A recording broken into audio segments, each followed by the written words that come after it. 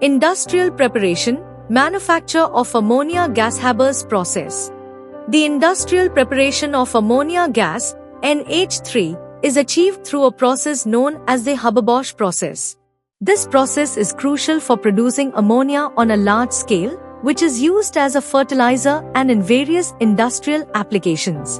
An overview of the industrial preparation of ammonia gas, including the reversible reaction involved. Step 1. Synthesis gas, syngas, production. The first step in the Haber-Bosch process involves the production of synthesis gas, also known as syngas.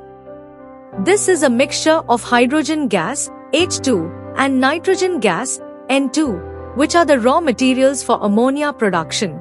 Syngas is typically produced by steam reforming of natural gas, methane, CH4, or by gasification of coal.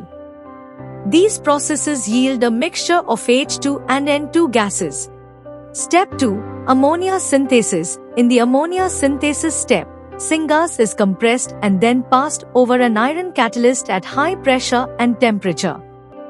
The iron catalyst promotes the reaction between hydrogen and nitrogen to form ammonia gas.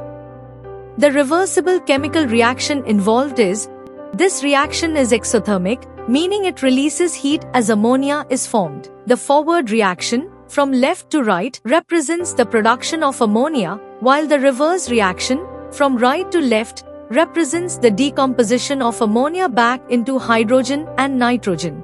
Step 3. Separation and collection. After the ammonia synthesis, the mixture is cooled to liquefy and remove excess unreacted gases and ammonia. This separation and purification process typically involves fractional distillation.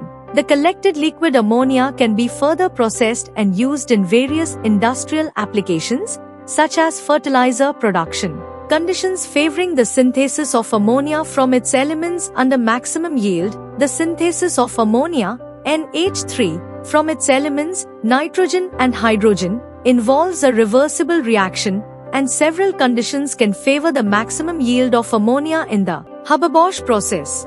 These conditions are chosen to balance high ammonia production with practicality and energy efficiency. High pressure, increasing the pressure of the reaction favors the formation of ammonia. Typically, pressures ranging from 200 to 900 atmospheres are used in the Haber-Bosch process. High pressure helps to overcome the equilibrium constraint, allowing more reactants to convert to ammonia. Lower temperatures promote the forward reaction that produces ammonia. However, excessively low temperatures can slow down the reaction rate. Therefore, a compromised temperature is chosen. In the Haber-Bosch process, temperatures of around 450 degrees Celsius 500 degrees Celsius are commonly used. Catalyst. The use of an iron-based catalyst, usually iron 3 oxide Fe2O3, with added promoters like potassium oxide K2O and aluminium oxide Al2O3, enhances the reaction kinetics without being consumed in the process. The catalyst increases the rate at which ammonia is formed. Optimal stoichiometry. Maintaining an optimal ratio of nitrogen N2 to hydrogen H2 is crucial. A stoichiometric ratio of 1:3, 1 mole of N2 reacting with 3 moles of H2 ensures the maximum yield of ammonia. Excess hydrogen can shift the equilibrium toward ammonia production. Continuous removal of ammonia. As ammonia is produced, it is removed from the reaction mixture. This prevents the reverse reaction, decomposition of ammonia, from reaching equilibrium and thus encourages the forward reaction. Continuous removal is usually achieved through a condensation or liquefaction process. Recycle of unreacted gases.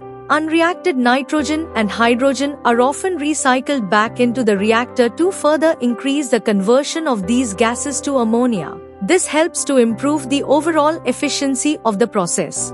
Efficient heat management. Managing the heat generated during the exothermic ammonia synthesis is essential.